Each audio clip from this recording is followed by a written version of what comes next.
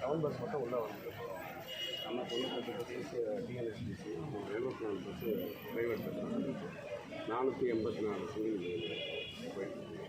So அதுக்கு மட்டும் இங்கே உள்ளே ப்ரொவிஷன் பண்ணுறோம். இப்போ வெளியில் சென்ட்ரலில் நின்று பண்ணுறாங்க, அது நம்ம உள்ளே வச்சு உள்ளே வந்து போகணும். எத்தனை ஷாப்ஸ் வருது? Shops 10 shops toilets. மொத்தம் ஒரு நேரத்தில் எவ்வளோ வண்டி நீங்கள் நிறுத்தலாம்? 10 தான் இருக்குது. 10 இந்த பில்டிங் இதோட எந்த வச்சுருக்காங்க, அதோடைய வால் கடைசியாக முடியல. இந்த பில்டிங் வந்து சும்மாவே அதே மாதிரி அந்த எண்ட்லேயும் பார்த்தீங்கன்னா இதே மாதிரி இதெல்லாம் அப்படியே இருக்குது. இது இல்லாமல் இந்த இடத்த கொடுத்தாங்க. இல்லை வருதுண்ணே, அது கரெக்டாக பெருசாக ஆகும். அதுவும்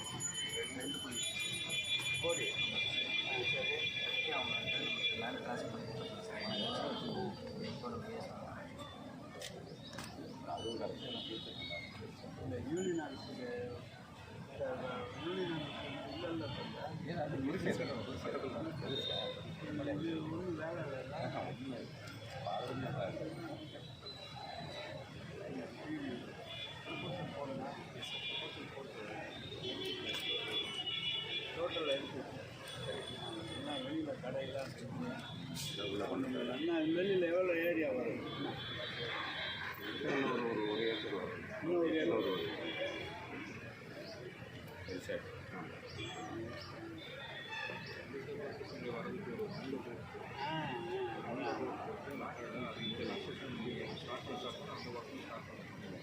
இந்த மரம் எடுக்கணும் நல்லா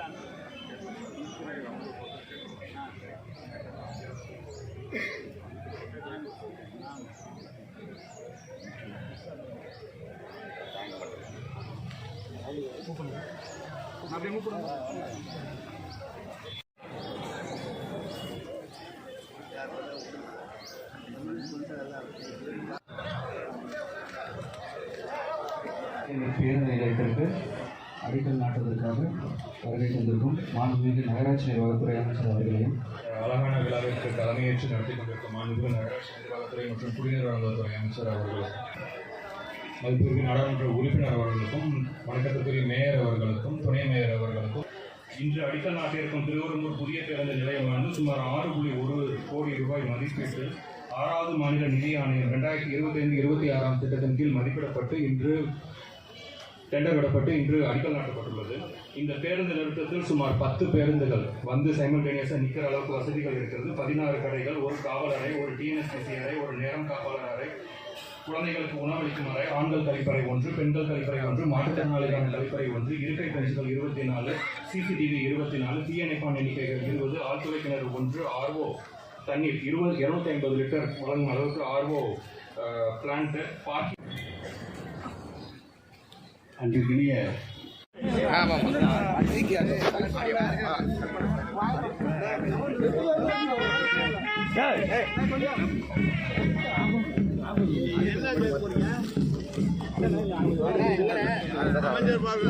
நீதிக்கு அடுத்தபடியா இப்போ சென்சார் கூடி மத்திய அரசு கையில் எடுத்திருக்கு. திரைத்துறை ஒடுக்க பகுதி முதல்வர் சொல்லியிருக்காரு. எப்படி நான் நீ உங்களை மாதிரி தான் முதல்ல சொல்லியிருக்கிறது, நானும் அதை ஏற்கிறேன். அது அப்படி தான் செய்கிறாங்க, பல விதத்தில் கற்றுக் கொடுக்குறாங்க.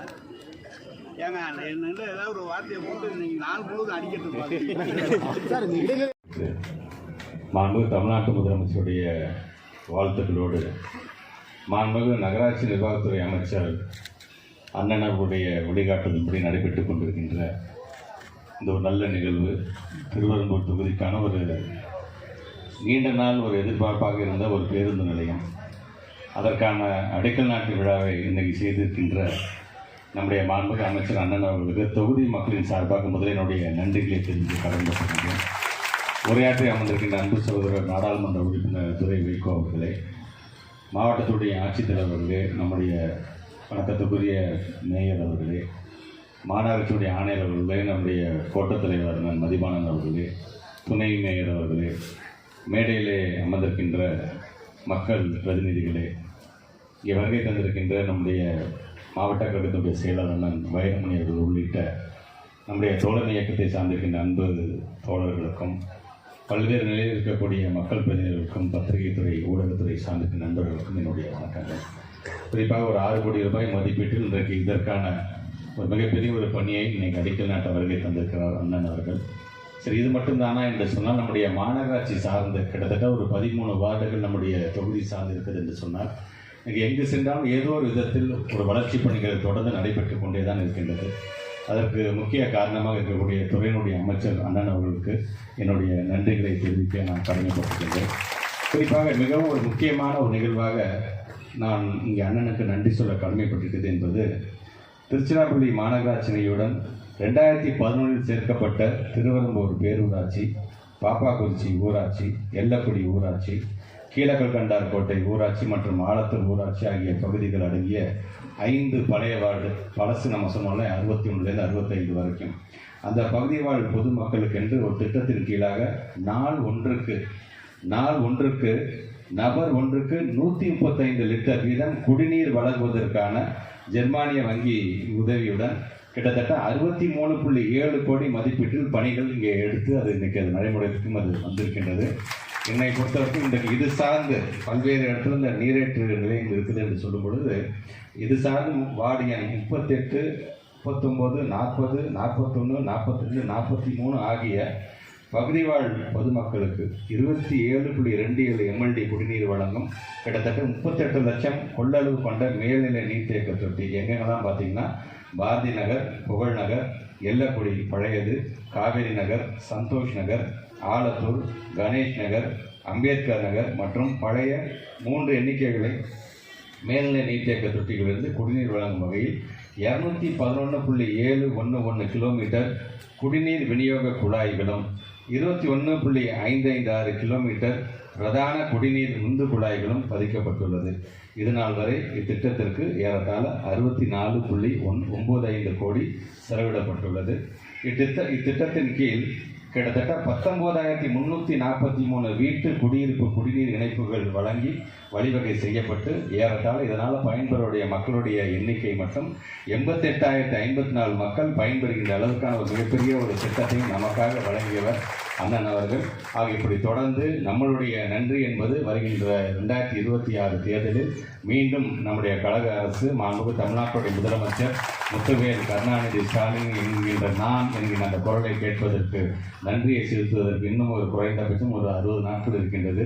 ஆக தொடர்ந்து மக்களிடம் இது போன்ற அரசாங்கம் செய்கின்ற பணிகளை எடுத்து சொல்கின்ற ஒரு நல்ல நிகழ்வாகவும் இந்த நிகழ்வு அமைந்திட வேண்டும். அதற்காகத்தான் அண்ணன் என்னென்னலாம் செஞ்சுருக்காங்க ஒரு சாம்பிள் தான் நான் சொல்லியிருக்கேன். இது இல்லாமல் பல விதத்தில் இப்போது 2 பகுதிகளை இணைக்கக்கூடிய ஒரு பாலத்திற்கென்று தனியாக நிதிகள் என்று இன்றைக்கி நம்முடைய மாநகராட்சி மூலமாக ஒதுக்கீடு செய்யப்பட்டு அதையும் அண்ணன் அவர்களே திறந்து வைத்திருக்காங்க. இப்படி படிப்படியாக ஒவ்வொன்றையும் நாங்கள் செய்து கொண்டிருக்கிறோம், இன்னும் செய்வதற்கு காத்து கொண்டிருக்கின்றோம்.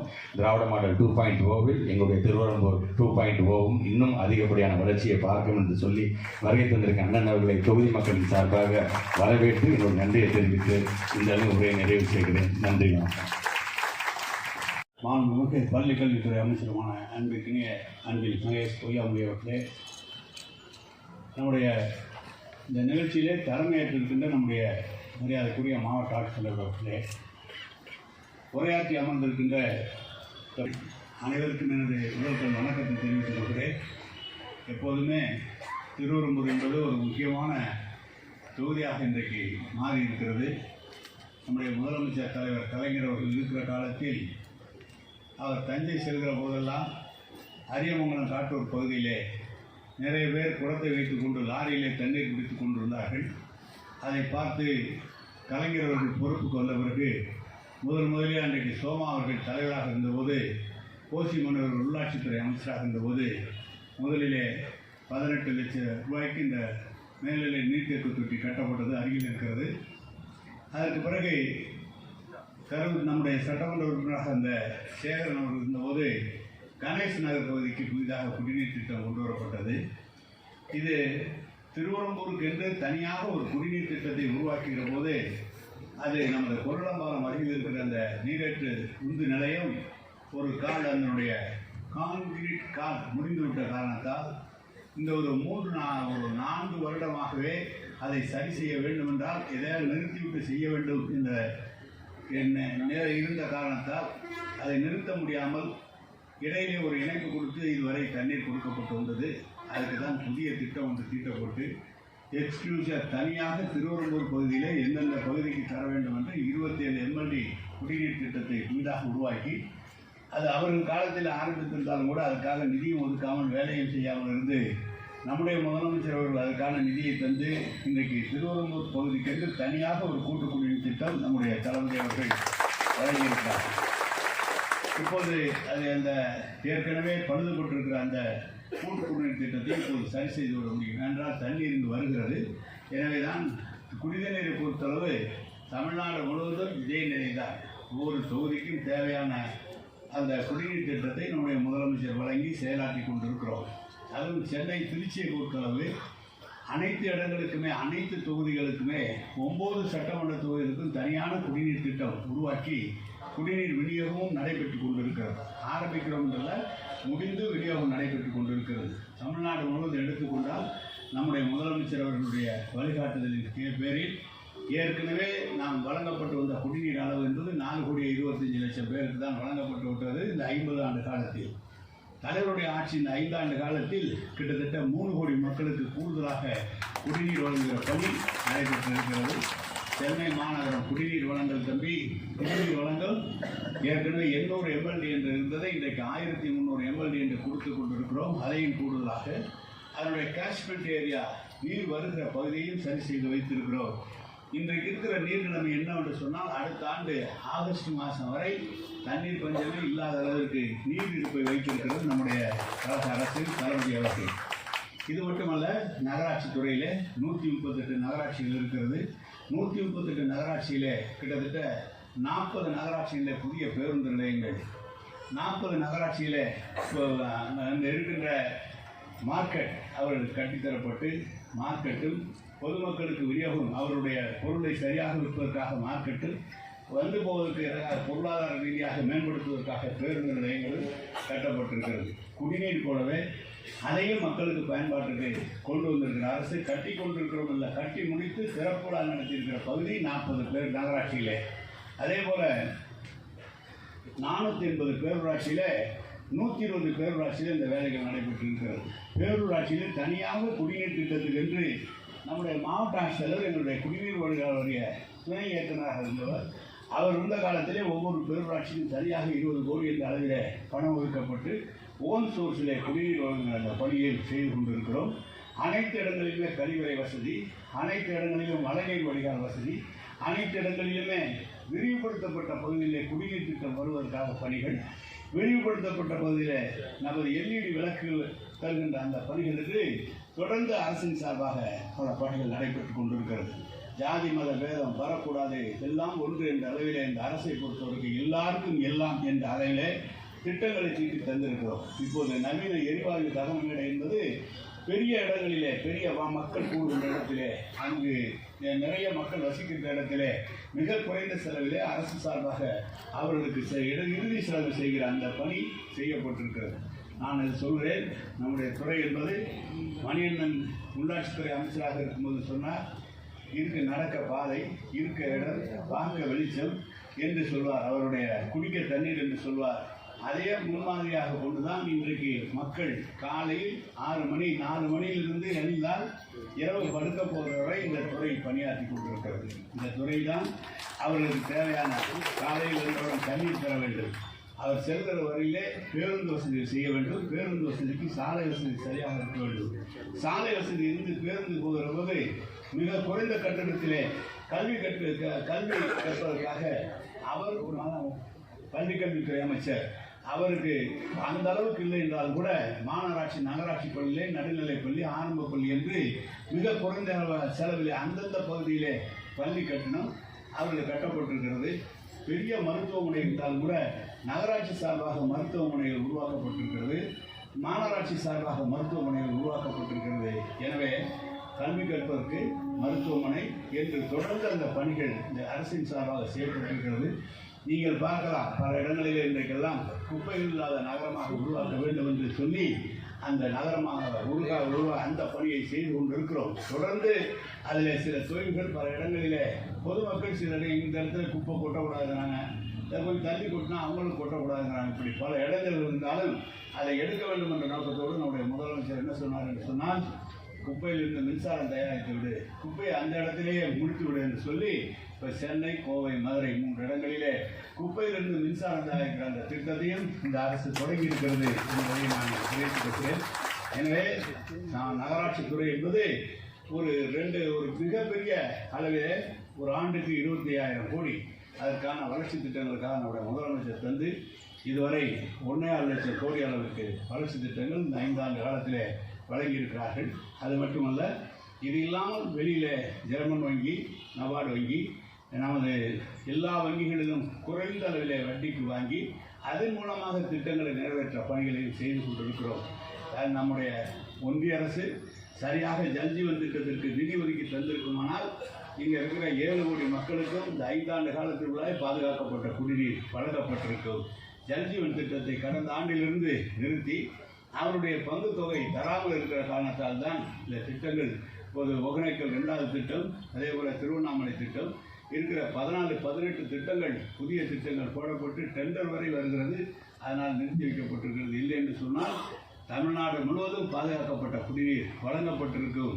அப்படி ஒரு நிரந்தர நிலைமையை நம்முடைய முதலமைச்சர் வழங்கியிருப்பார் என்று சொல்லி நம்முடைய அமைச்சர் அவர்கள் பேசுகிற போது இன்னும் 60 நாட்கள் தான் இருக்கிறது. இந்த 60 நாட்களுக்குள்ளாக நீங்கள் இந்த மீண்டும் முத்துவேல் கருணாநிதி ஸ்டாலின் நான் என்று சொல்கிற நிலை வர வேண்டும் என்று சொல்லியிருக்கிறார்கள். அதில் அமைச்சர் மற்றும் வந்திருக்கிற உள்ளாட்சி பிரதிநிதிகள் மற்ற அனைவருக்கும் நான் தெரிவித்துக் கொள்வது, நமது பகுதியை பொறுத்தளவு என்றைக்கும் கலைஞருக்கும் தளபதிக்கும் விசுவாசமான பகுதி. அதில் எலும்பு நேரம் கூட மாற்றமில்லை. அதனால் பல சங்கடங்கள் ஏற்படுத்தினாலும் கூட தொடர்ந்து கழகத்தை வெற்றி பெற வைப்போம், மீண்டும் தலைவரை முதலமைச்சராக உண்டாக்குவோம் என்ற உறுதியேற்று இந்த அரசு விழாவிலே புதிய பஸ் ஸ்டாண்ட், இது யூனியன் ஆஃபீஸாக இருந்தது. ஐயர் யூனியன், நாங்கள் உள்ளாட்சியில் யூனியனில் இருக்கும்போது கல்கண்டா ரோட் ஐயர் தான் ஊராட்சி மன்ற தலைவர். அவருக்கு பிறகு மயில் அவர்களை ஊராட்சி ஒன்றிய பெருந்தலைவராக உண்டாக்கினோம். இதுக்கென்று தனியாக ஒரு கட்டிடம் கட்டிவிட்ட பிறகு இதை எடுப்பது நம்முடைய அமைச்சர்கள் மிக சிரமப்பட்டு சொல்லி இதை எடுத்திருக்கிறார். எனவே இது 1 ஏக்கர் தான் எடுத்திருக்கிறார். இன்னும் இருக்கிற 1 ஏக்கரை எடுக்கவும். அதே நேரத்தில் நமது நகர பேருந்துகள் மட்டும் இல்லாமல் தஞ்சை போகிற வருகிற ரூட் பஸ்களை உள்ளே வந்து சென்றால் இன்னும் சிறப்பாக பேருந்தாக அமையும் என்று தெரிந்து அதுக்கு நகாயினுடைய ஒத்துழைப்பு அவசியம் தேவை. ஏனென்றால் இப்போது நாவல்பட்டுக்கு போவதற்கு பாதை சிங்கிள் பாதையாக கொடுத்திருக்கிறார்கள். காந்தி நகர் வழியாக போனால் மிக டிராஃபிக் இடைஞ்சல், இந்த பக்கம் உள்ளே போக முடியலை. அதற்கெல்லாம் ஒரு திட்டத்தை தீட்டி இந்த பகுதியிலே போக்குவரத்து இடைஞ்சல் இல்லாமல் போவதற்குரிய முறையை இந்த அரசும் நாங்களும் முயற்சி எடுத்து செய்வோம் என்பதை இந்த நேரத்திலே தெரிவித்து அனைவருக்கும் என்னுடைய நன்றியும் வாழ்த்துக்களும் தெரிவித்து அமைகிறேன். வணக்கம்.